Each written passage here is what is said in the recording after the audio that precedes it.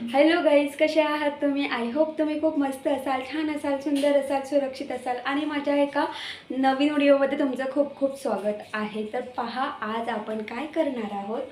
तर माझ्याकडे हे आंबे आहेत. तर मी बदलापूरला ना काही कामानिमित्त गेली होती.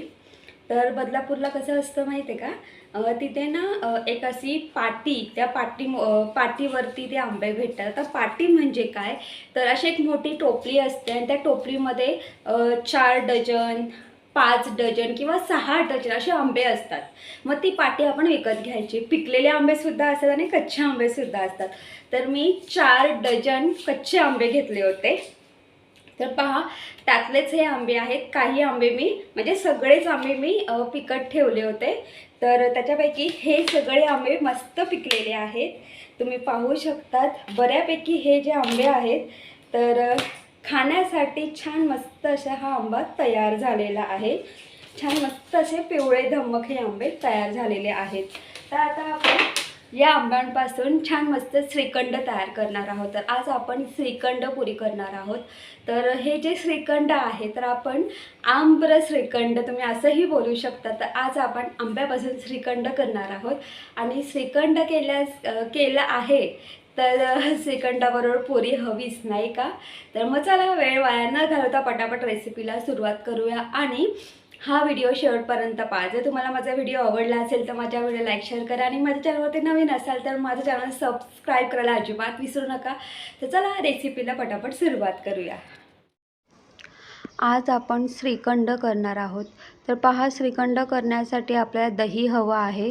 तर त्यासाठी हे दही मी आता घरीच करणार आहे. अगदी होममेड पद्धतीने आणि घट्ट असं आपण दही करणार आहोत. इथे मी 1 लिटर अमूल दूध घेतलेलं आहे. एक मोठं पातेलं घ्यायचं आहे.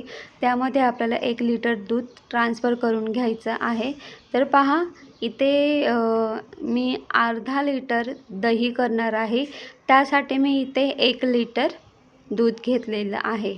आता पहा, हे जे दूध आहे, तर हे दूध आपल्याला गरम करून घ्यायचं आहे. छान मस्त अशी एक उकळी आणून द्यायची आहे. तर पहा, उकळी आल्यानंतर काय करायचं आहे, आपल्याला गॅस बंद करायचा आहे आणि 1-2 मिनटानंतर पुन्हा गॅस ऑन करायचा आहे. गॅस पूर्णपणे बारीक करायचा आहे. मंद गॅसवरती आपल्याला हे दूध 15 मिनटं छान मस्त असं बॉईल करून घ्यायचं आहे. याचं कारण म्हणजे असं की हे असं केल्याने आपलं जे दही आहे ते छान मस्त असं घट्ट होईल.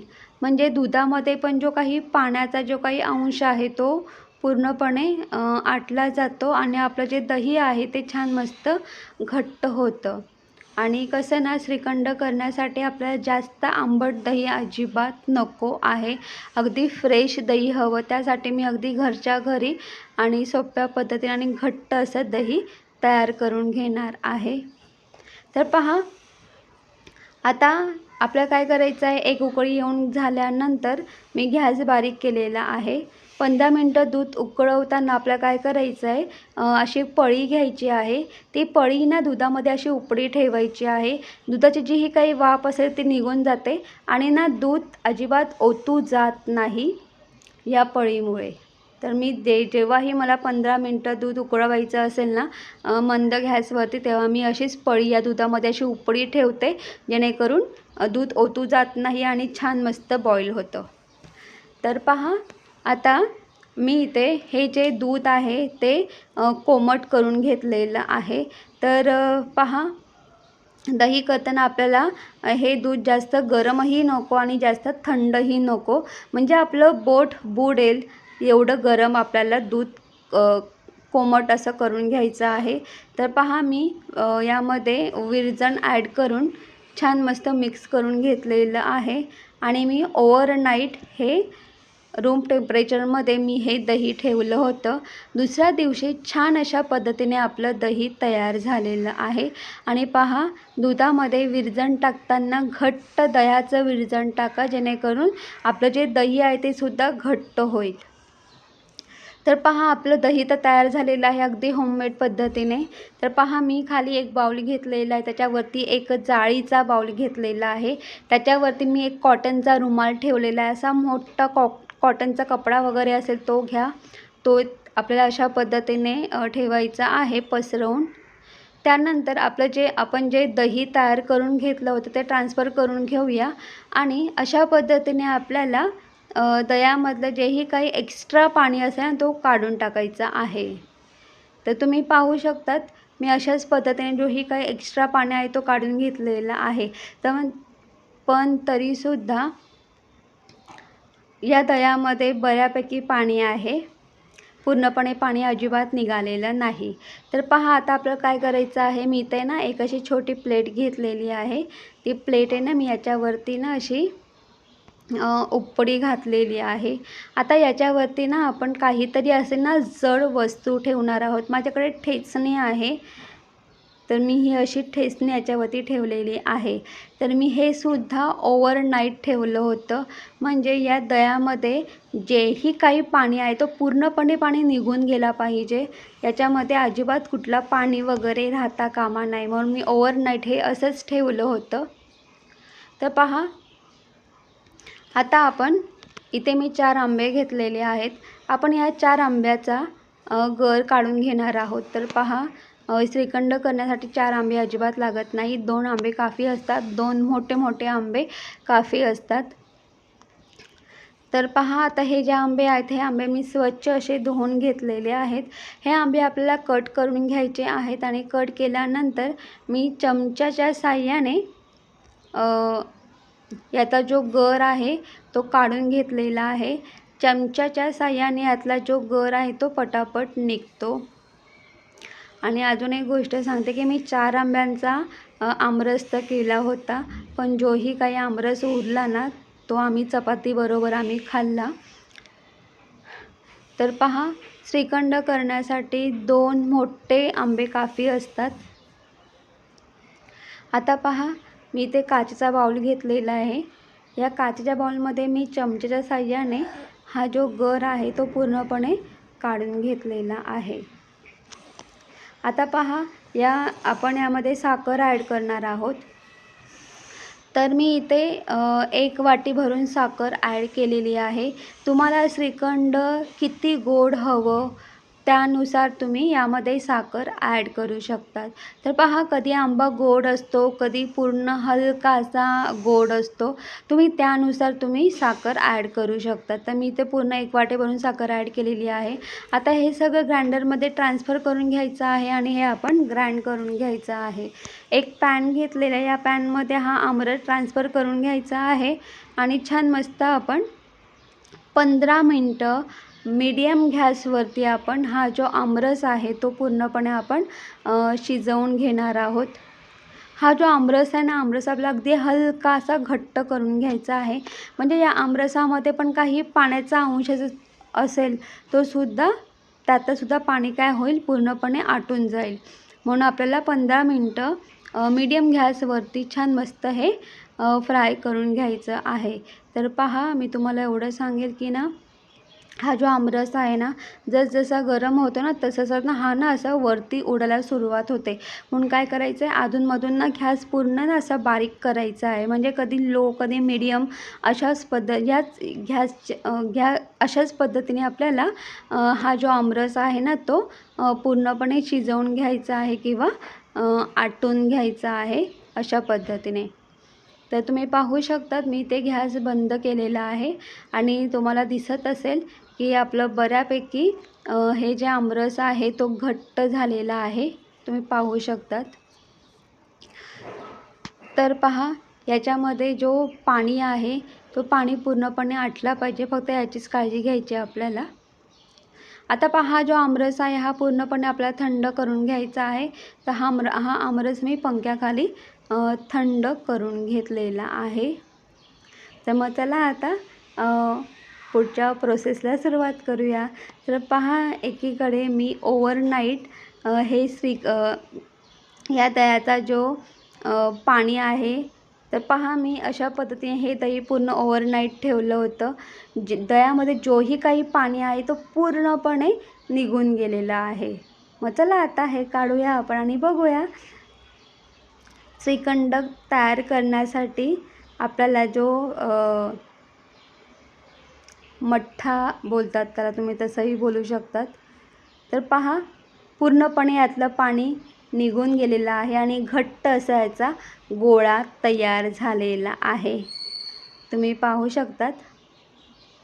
तर चला आता हे आपण एका बाउलमध्ये ट्रान्सफर करून घेऊया आणि ट्रान्सफर करून घेतल्यानंतर आपल्याला चमच्याच्या साहाय्याने हा जो हे जे दही आहे किंवा हा मठ्ठा आहे हा पूर्ण आपल्याला अशा पद्धतीने पूर्ण स्मॅश करून घ्यायचा आहे। पूर्ण क्रीमी असा हे आलं पाहिजे याला, म्हणून पूर्ण किंवा विसलच्या साईडने तुम्ही पूर्ण एकाच डायरेक्शनमध्ये आपल्याला ते पूर्ण एकाच डायरेक्शनमध्ये मस्त असं फिरून घ्यायचं आहे। तर तुम्ही पाहू शकता पूर्ण असं क्रीमी टाईप असं हे झालेलं आहे, पाहू शकता तुम्ही। आणि हे आपलं श्रीखंड तयार झालं हे कसं ओळखायचं, तर आहे ना चमच्याला आहे ना, चमच्यामध्ये ना हे जे क्रीमी टाईप आहे ना हे ना असं चमच्याला घ्यायचं आहे आणि असं बघायचं आहे खाली पडतं का नाही, तर ते अजिबात खाली पडत नाही। मग समजून जायचं की हा श्रीखंड करण्यासाठी आपला जो जसा दही हवा होता तो तसा दही तयार झालेला आहे। तर पहा आता आपण जे आमरस जो आपण शिजवून घेतला होता तो पूर्णपणे थंड झालेला आहे, तो आता ॲड करूया। तर अगदी 2 ते 3 किंवा 3 ते 4 चमचे टाकून आपल्याला या दह्यामध्ये हे असं मिक्स करून घ्यायचं आहे। आणि मिक्स करून झाल्यानंतर पुन्हा 2 ते 3 किंवा 4 चमचे आपल्याला आमरस ॲड करायचा आहे आणि आपल्याला एकाच डायरेक्शनमध्ये मस्त फिरून घ्यायचं आहे। तर पहा ही जी प्रोसेस आहे ना ही थोडी मोठी आहे। मी अगदी 15 ते 20 मिनटं सतत मी एका डायरेक्शनमध्ये हे फिरवत होती आणि मी अशाच पद्धतीने थोडं असं आमरस टाकून मी छान मस्त याचा आमरस श्रीखंड किंवा मँगो श्रीखंड मी तयार करून घेतला होता। आणि पहा आता आपण दह्यामधलं पूर्ण पाणी काढून टाकलं होतं, त्यानंतर आपण जी काही साखर ॲड केली होती ती आपण आमरसामध्ये ॲड करून मग ते आमरस ग्राइंड केलं आणि मग ते आपण आमरस शिजवून घेतलं। तर पहा म्हणजे आमरसामध्ये जोही काही पाण्याचा अंश होता तोही पूर्णपणे निघून गेला होता, दह्यामध्ये पण जो पाण्याचा अंश होता तो पूर्णपणे निघून गेला होता। तर अगदी घट्टसर असं आपलं श्रीखंड तयार झालेलं आहे। जसं मार्केटमध्ये श्रीखंड मिळतो सेम तसा श्रीखंड तयार झालेला आहे। तुम्ही पाहू शकतात की आपला जो श्रीखंड आहे चमच्यातून अजिबात खाली पडत नाही आहे, याच्यावरूनच ओळखायचं आहे आपलं श्रीखंड तयार झालेलं आहे। तुम्ही पाहू शकतात मार्केटमध्ये जे श्रीखंड भेटतं ना ते तुम्ही चमच्याला घ्या आणि असं ते खाली हे करा, ते अजिबात लवकर असं खाली पडत नाही, लिटरली त्याला आपल्याला असं झटकावं लागतं तेव्हा तो खाली पडतो। तर पहा अशाच पद्धतीने आपलं मस्त श्रीखंड तयार झालेलं आहे। मी एकाच डायरेक्शनमध्ये अगदी 15 ते 20 मिनटं हे मस्त असं एकाच म्हणजे फिरवून घेतलेलं आहे। तर चला आता हे जे श्रीखंड आहे हे श्रीखंड आपण एका बाउलमध्ये ट्रान्सफर करून घेऊया। हे श्रीखंड आहे 4 ते 5 दिवस खूप छान मस्त राहतं, फक्त आपल्याला ते फ्रीजमध्ये स्टोअर करून ठेवायचं आहे। दुसरी गोष्ट हे जे श्रीखंड आहे हे श्रीखंड तुम्ही पुरी, चपाती किंवा फुलका यासोबतसुद्धा तुम्ही खाऊ शकतात किंवा तुम्ही नुसतंसुद्धा खाऊ शकतात। तर यामध्ये आपल्याला आपल्या आवडीनुसार तुम्हाला याच्यामध्ये जेही काही ड्रायफ्रूट ॲड करायचे आहेत तुम्ही ते ॲड करू शकता। मी ते काजू बदाम बारीक कट करून घेतले होते, मी ते वरतून असे ॲड केलेले आहेत। आणि हा जो मँगो श्रीखंड आहे चवीला एक नंबर आणि भन्नाट असा लागतो। आता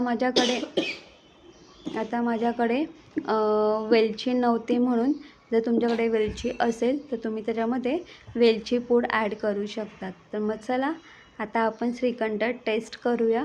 तर पहा हे जे श्रीखंड आहे हे श्रीखंड मी फुलक्याबरोबर